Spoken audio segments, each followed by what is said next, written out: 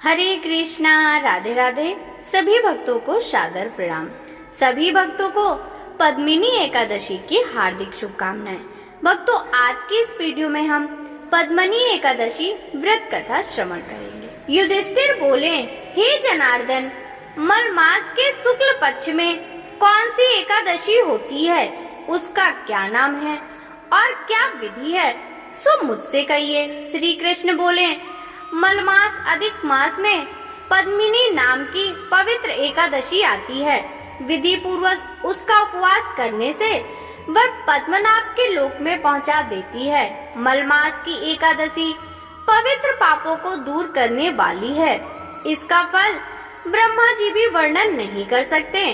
प्राचीन समय में ब्रह्मा जी ने पद्मिनी एकादशी के उत्तम व्रत को विधि पूर्वक नारद जी से सुना है। यह व्रत पापों को नाश करने वाला और मुक्ति देने वाला है। भगवान श्री कृष्ण का वाक्य सुनकर धर्म के जानने वाले राजा युधिष्ठिर बहुत प्रसन्न हुए और भगवान से एकादशी की विधि पूछने लगे।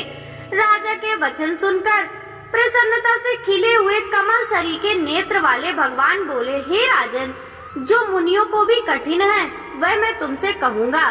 व्रती दशमी के दिन नियम करे।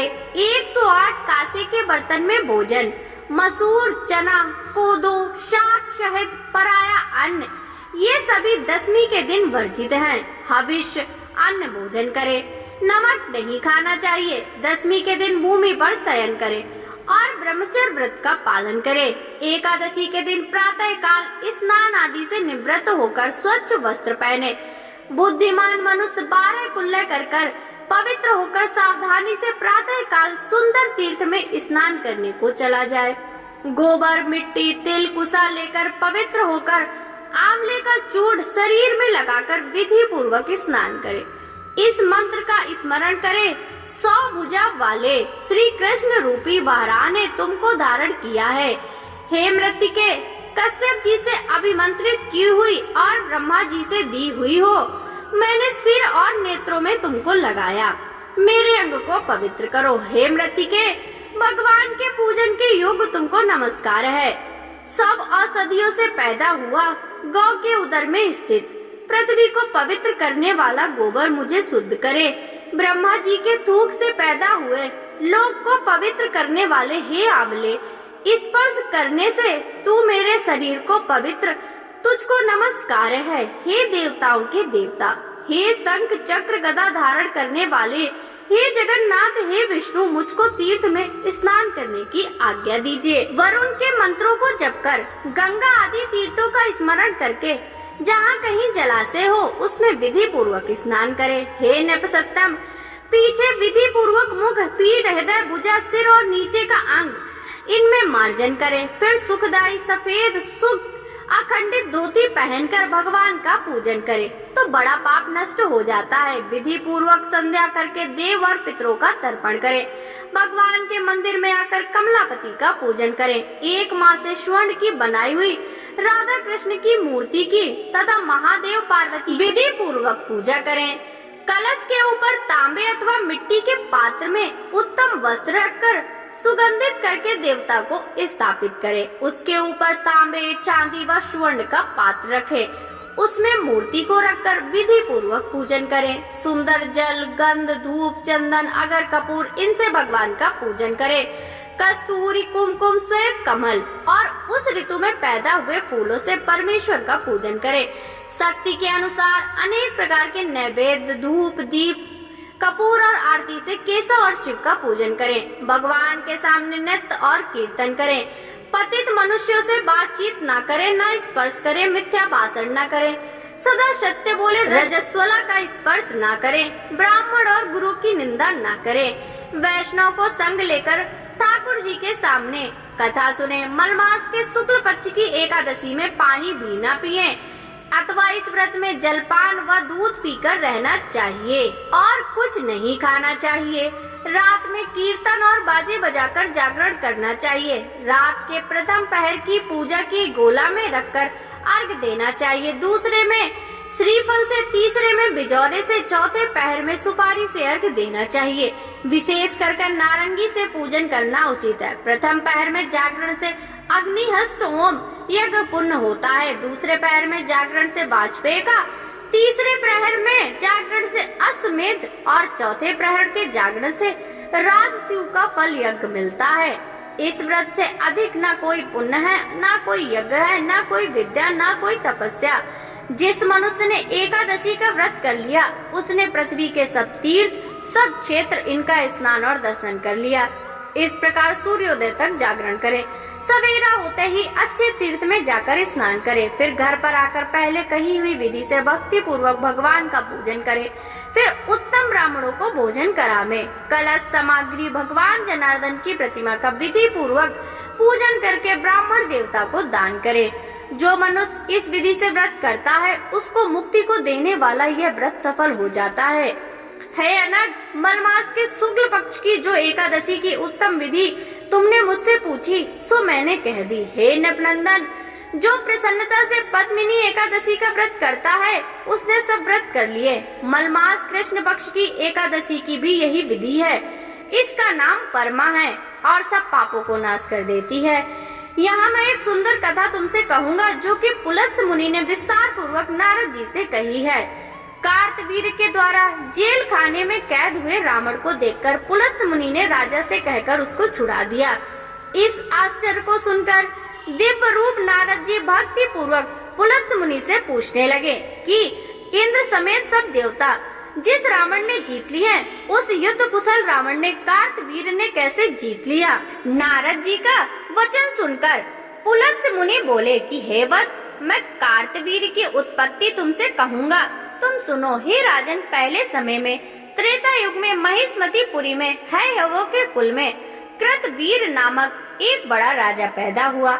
उस राजा के 1000 प्राण प्यारियां रानी थी, परंतु उनमें से किसी के राज को संभालने वाला पुत्र नहीं हुआ। उसने देवता, पितृगण और बड़े बड़े सिद्धों का पूजन किया और सिद्धों की आज्ञा से व्रत भी किए, परंतु पुत्र नहीं हुआ। पुत्र के बिना राजा को राज सुखदायक नहीं मालूम होता था। जैसे भूखे मनुष्य को विषय भोग अच्छे नहीं लगते, राजा ने मन में विचार किया कि तपस्या करने से इच्छा पूरी होती है। यह चित्त में सोचकर तपस्या करने का निश्चय किया। यह विचार कर वह धर्मात्मा वस्त्र और जटा धारण करके घर का भार मंत्री को सौंपकर तप करने को चला गया। इक्ष्वाकु कुल में पैदा हुए स्त्रियों में श्रेष्ठ राजा हरिश्चंद्र की पुत्री पद्मिनी उस राजा की रानी थी। उसने अपने पति को निकलते हुए देखा। वह रानी पतिव्रता थी। उसने अपने पति की तपस्या का तेज देखकर अपने सब आभूषणों को उतारकर चीर वस्त्र धारण कर लिए, अपने पति के साथ गंधमादन पर्वत पर चली गई। राजा ने वहां जाकर 10,000 वर्ष तक तपस्या की। उसने गदाधर भगवान विष्णु जी का ध्यान किया, तब भी राजा के पुत्र नहीं हुआ। उस श्रेष्ठ रानी ने अपने पति के शरीर में हड्डी और चमड़ा शेष बचा देखा।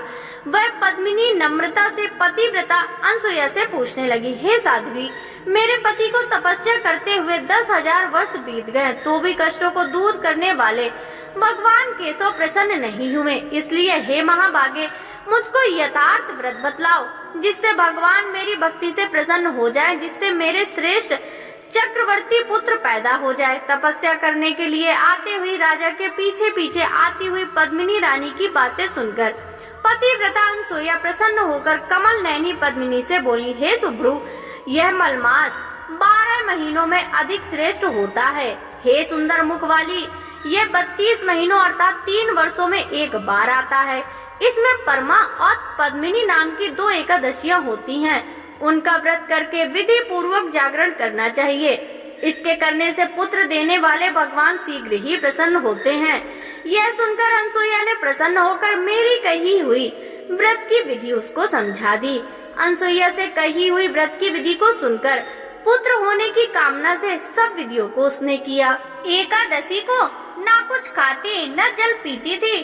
रात्रि में नृत्य गीत से जागरण करती थी। व्रत पूर्ण होने पर केशव भगवान शीघ्र प्रसन्न हो गए। गरुड़ पर बैठकर स्वयं बोले कि हे सुंदरी, वर मांग। जगत के रक्षक भगवान का यह वचन सुनकर पद्मिनी प्रसन्न होकर मंद मुस्कान करके मेरे पति को बहुत बड़ा वरदान दीजिए।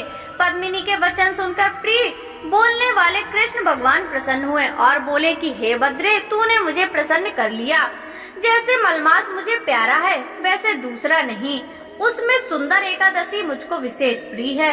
हे सुंदर मुख वाली, सुंदर भ्रुकुटी वाली, तूने विधि पूर्वक एकादशी का व्रत किया है, जैसा कि अनसुईया ने तुमसे कहा, इससे मैं तुम पर प्रसन्न हूँ। तुम्हारे पति को मैं इच्छा अनुसार वर दूंगा। यह कहकर संसार के दुख हरने वाले भगवान राजा से बोले, हे राजेंद्र, अपनी इच्छा अनुसार वर मांग लो।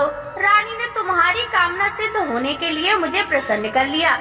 विष्णु का वचन सुनकर राजा प्रसन्न हो गया। जिसको सब लोग नमस्कार करे ऐसी बड़ी भुजाओं वाला पुत्र मांगा। हे जगत के स्वामी, हे मधुसूदन, तुमको छोड़कर देवता, मनुष्य, नाग, दैत्य, दानव, राक्षस ये कोई जीत न सके, ऐसा पुत्र होना चाहिए।